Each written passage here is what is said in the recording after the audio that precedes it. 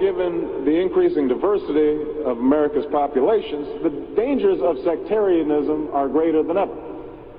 Whatever we once were, we are no longer a Christian nation, at least not just. We are also a Jewish nation, a Muslim nation, and a Buddhist nation, and a Hindu nation, and a nation of non-believers. And even if we did have only Christians in our midst, if we expelled every non-Christian from the United States of America, whose Christianity would we teach in the schools? Would it be James Dobson's or Al Sharpton's? Which passages of Scripture should guide our public policy? Should we go with Leviticus, which suggests slavery is okay, and that eating shellfish is an abomination?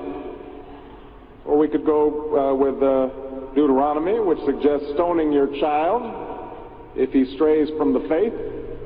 Or should we just stick to the Sermon on the Mount, a passage that is so radical that it's doubtful that our own Defense Department would survive its application?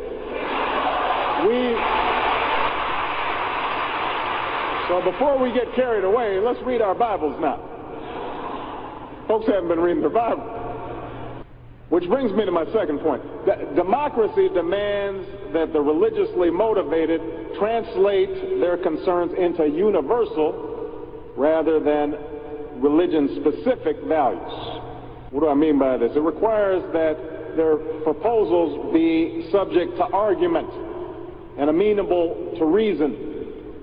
Now, I may be opposed to abortion for religious reasons, to take one example, but if I seek to pass a law banning the practice, I can't simply point to the teachings of my church or evoke God's will. I have to explain why abortion violates some principle that is accessible to people of all faiths, including those with no faith at all.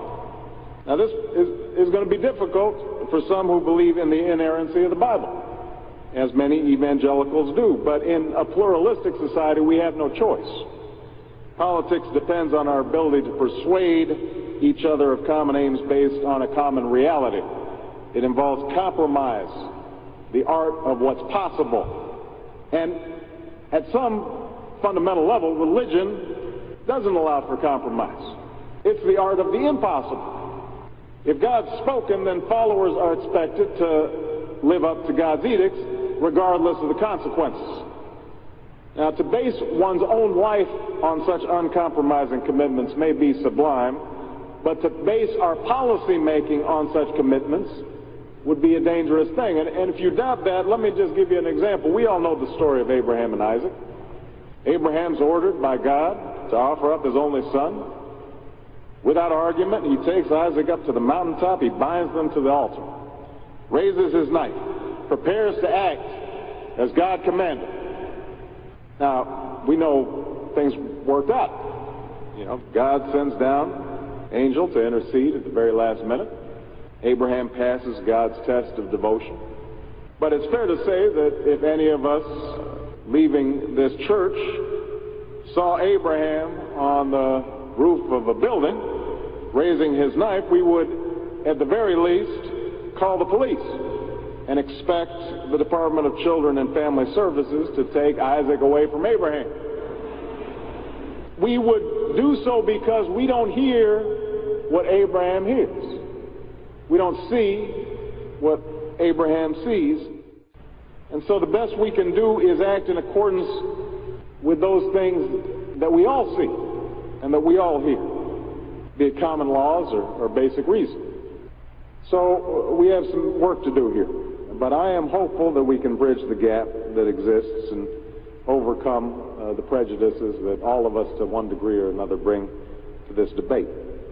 And I have faith that millions of believing Americans want that to happen. No matter how religious they may be or may not be, people are tired of seeing faith used as a tool of attack.